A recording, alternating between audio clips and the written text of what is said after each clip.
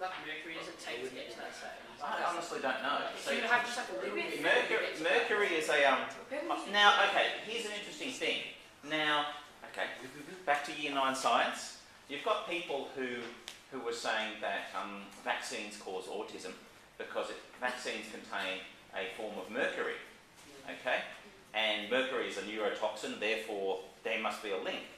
Now, I think it's called methyl mercury, but the amount of that particular, because there are different types of mercury, the amount of that particular type of mercury is very small, and it's in fact less than the amount of mercury that a newborn baby intakes from one session of breastfeeding. So during the course of your day, everyone takes in some organic mercuries from the environment, and your body can handle that. Okay, but this was a different form of mercury, and so of course you had a different outcome. Some forms of mercury are really toxic. The one used in vaccines was not, and of course many studies done with hundreds of thousands of people, where they had vaccines that contained mercury, that compound, and then they removed it from the vaccines, and so you'd expect a drop in autism rates in populations where they were exposed to vaccines without that compound, but they saw no such drops. So they did studies with 500,000 people in Japan, for example, and they saw no drop-off over time. Or rather, in Japan, they never had that particular compound in vaccines, and their rates of autism were akin to those you would see in the West. And then in America, they removed it, and they didn't see any drop-off. So they know very well that that compound is not causing problems. Here is a second, and this one is a more common human impact, and you'll need to know this, on the hydrosphere. Now, nitrogen and phosphorus, we're going to cover nitrogen and phosphorus and why they're important for life in a little bit, but again, all life requires nitrogen and phosphorus. Okay, it is really important. So if you want plants to grow, crops to grow, you need to, in order to maintain land as being viable, they use fertilisers to do that.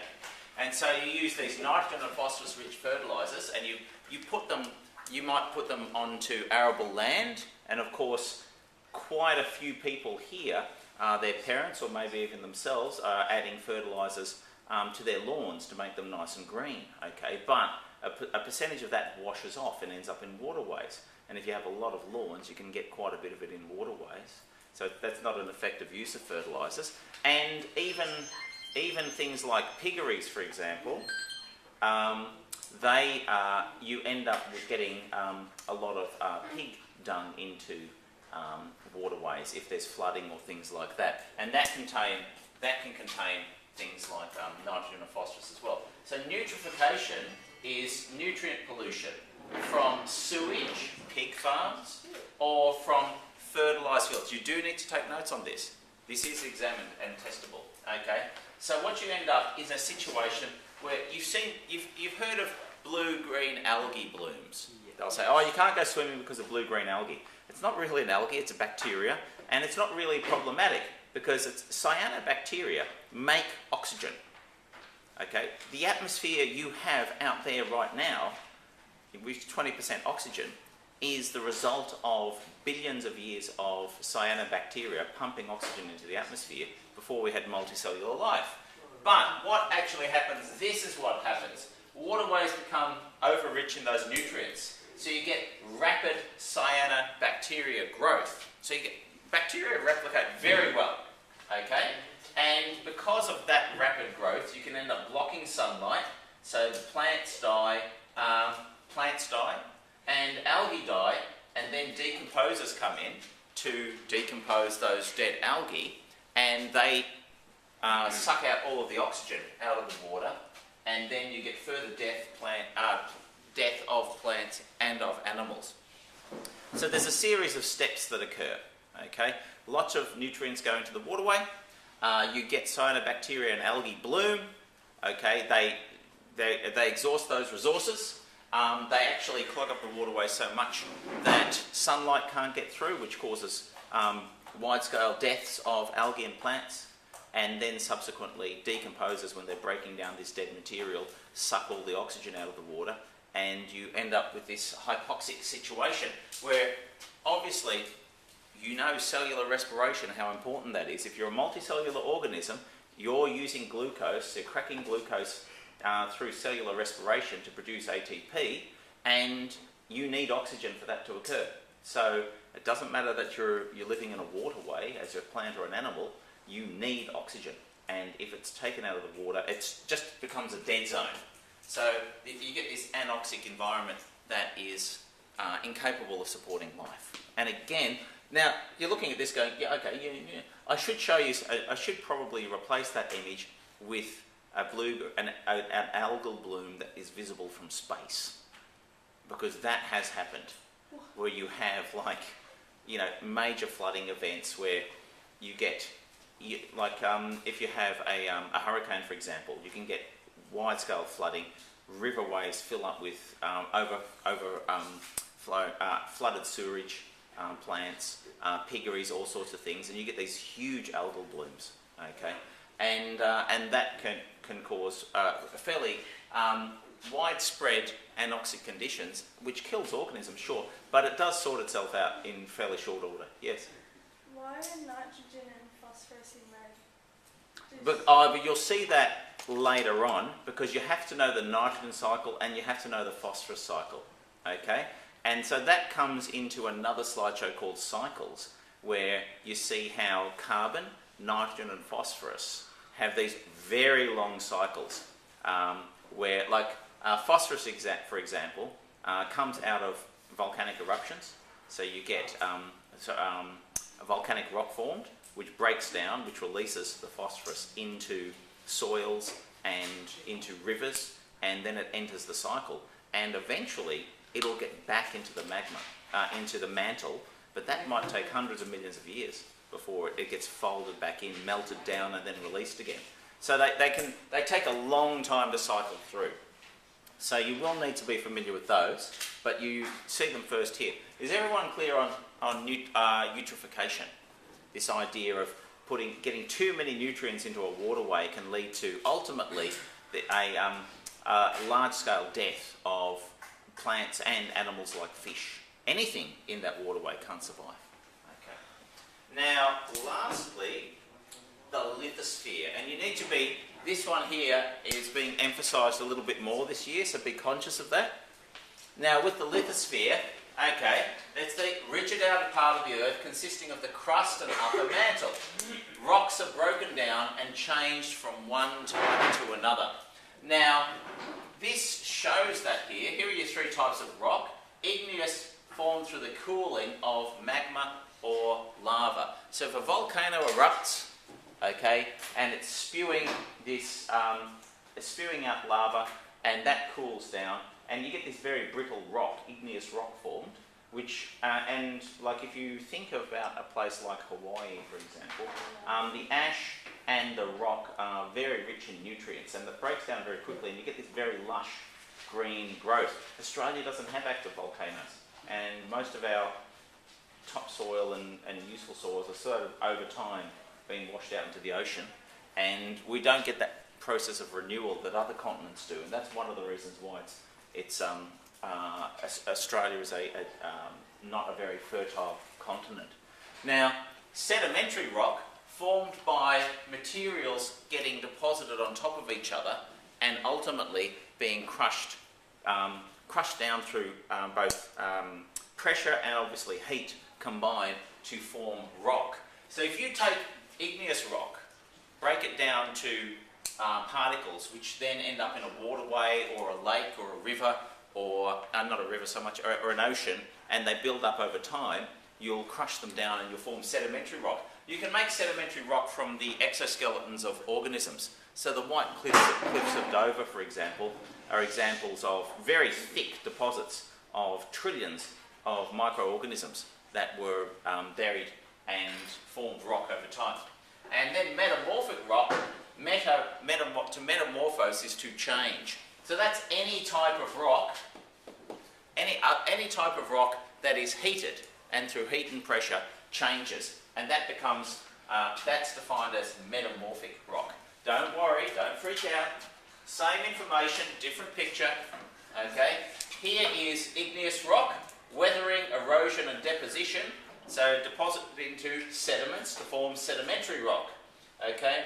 And compaction and cementation.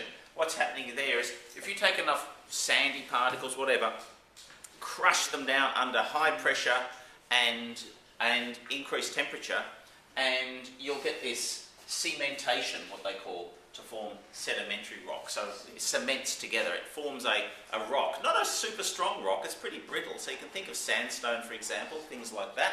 But it is a form of rock. Sedimentary rock, if you expose that to heat and pressure, you end up getting metamorphic rock, which, if it's in the mantle and it melts, ends up in the mantle, it gets melted down, you form magma. If a volcanic eruption occurs, you're back to igneous rock. So you've got all of these arrows indicating this movement, but the basic movement is one where igneous rock is derived from volcanic eruptions. Okay. Now, if this igneous rock breaks down, or this metamorphic rock breaks down, okay, it's sitting on the surface, it breaks down and into particles. Those particles in a waterway can, stop talking, those particles in a waterway can end up in sediment, which gets crushed down to form sedimentary rock. So you heat sedimentary rock, you get metamorphic rock. You take igneous rock and heat it and change it, you get metamorphic rock. You can go from any rock back to another type of rock. Okay, you've seen with plate tectonics when you get one tectonic plate subducting underneath another. Yes, so all of the rocks that are on that tectonic plate end up being melted down in the mantle, and then next time there's a volcanic eruption, you're back to igneous rock again. Okay, so this is a constant process, albeit a slow one, of recycling. Okay, where rocks can be changed in form or formed from volcanic eruptions, and you know this constant process is one that might take tens of millions or hundreds of millions of years. Now, can I change from there? Yeah. You will be tested on that. There's no doubt about it. There's absolutely no doubt of that, because that's being emphasised this year. Yes. You should have a primitive diagram down of some kind that you know that basically igneous rock, volcanic eruption leads to, magma leads to igneous rock formation. Now the igneous rock can be broken down to form sedimentary rock, or you can take it and bury it and heat it up a bit and you get metamorphic rock, you know, or metamorphic rock can be broken down to form sedimentary rock.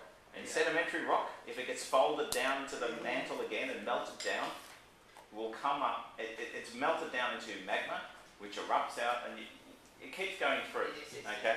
And the minerals that are contained in these rocks and whatnot, they don't get dirty, they don't get lost. So, you know, anything that's trapped is in sedimentary rock. So sedimentary rock can contain a lot of things like phosphorus, and that just ends up back in the cycle. It gets melted down and then the phosphorus comes out in the next volcanic eruption.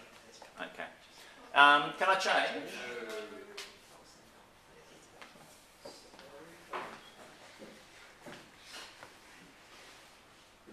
Are you clear? Okay. I can't complain about that. As long as you're clear. As long as you know what's going on.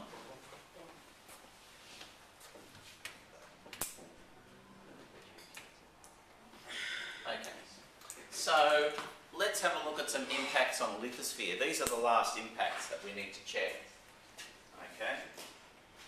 Now, the lithosphere, rocks and soils. I've just mentioned that, you know, soils can be impacted, and I think you're pretty familiar with this idea. An example from Australia would be, let's cut down all the trees. You know, we'll put in fields, we'll grow stuff. Awesome idea, but the water table ends up rising and it brings salt with it, and you end up getting very salty, high salinity conditions, and then nothing can grow there. So one of the things you have to do is, in order to prevent salinity, is to plant trees to keep the water table lower than you would otherwise think. So, obviously, now destruction of the lithosphere, cutting down forests and clearing trees, you think would be an example of destroying biota. And it is, but of course that exposes soils and you can end up getting erosion and landslides, mudslides, that sort of thing. So it does impact the lithosphere, yes? Is this lecture on the website? Yes. Now, overstocking is when you put too many cows or sheep, I suppose, into an area and they're just gobbling up the grass. The grass is using up its available phosphorus and nitrogen as quickly as it can, and ultimately less and less grass will grow there, okay? And so that causes problems in its own right. So you exhaust the soil. And then, of course, overcropping is the same sort of thing. You can't just take a field and keep planting crops in it year after year after year after year. You will exhaust the phosphorus and nitrogen out of it unless you're replenishing that with fertilisers. Okay? Salinity is caused, of course, by deforestation. Salinity problems can occur where you end up cutting down trees, the water table rises, it brings salt with it, and then the water table can get really high enough that even the roots of very shallow roots of some crops are impacted. Obviously, toxic seepage. If you're throwing poisonous chemicals out there and leaving them in the soil, it's going to have an impact. Soil erosion, again, is a reflection probably of deforestation. If you cut down all the trees and everything like that, it results in erosion. Or if you do something silly like import rabbits and they start digging up everything, and then water gets into the burrows when it does rain, and then the burrows collapse, and then it repeats and repeats. So, and pesticides even will impact the soils. But the main ones, the important ones are in red. Now this is actually an interesting picture where they, for agricultural reasons, drained an enormous lake, and I believe that was Russia, and the Aral Sea, and subsequently it has. Actually, I'm not sure if I'm telling you the truth there. I'll need to check that. I know that they did drain it, and ultimately. Is that the cow next to the? Yeah, they had a vibrant fishing community going there, and that all died when they ultimately drained the Aral Sea. Now, desertification is caused primarily by deforestation, but it's an example of where you take, maybe useful land, and ultimately, because of overuse, of overcropping and overstocking, you end up in a situation where the soil might become so overused that now it's no longer viable to do farming there. And that was a huge concern in the early part of the 20th century. There was a real concern that the world population is going to keep growing, and literally there will not be enough food produced we won't be able to produce enough food for people. And of course, with the advent of industrial fertilisers, that was avoided. You could keep restocking. Now, I think that might be the last one. Oh no, yeah. Okay. Has everyone finished there? Okay. So, lastly, pretty sure that, that's it. Lastly, acid rain. Now, acid rain is a bit of a tricky one. We had a conversation about this, lithosphere, hydrosphere. Look, if you burn fossil fuels in power plants, one of the byproducts of that can be sulfur dioxide. And when sulfur dioxide and nitrogen oxides end up in the atmosphere, this is one of the reasons why you have to filter emissions from power plants. This was a huge problem in the 1970s. And you end up with these waste gases, and they combine with atmospheric water, and you ultimately produce acid rain. It's acidic, okay? Now, it can be, it used to be a problem that if it was concentrated enough, it would kill the leaves on trees, and therefore you don't get photosynthesis. So whole forests were dying, okay? There's no getting around that. And it also ends up in waterways. So is it a hydrosphere problem? Is it an atmosphere problem? Is it a lithosphere problem because it's getting into the soil? Is it a biota problem? It's sort of all of those things. But it is a good example, once again, of humans impacting spheres. So I've just on the whiteboard drawn a few things, a few ideas up there very quickly while the video was on. You should now have, 4 or 5 good examples of human activity impacting different spheres. The atmosphere being impacted by CFC released by humans. The hydrosphere being impacted by pesticides and herbicides. Fertilisers being released into waterways.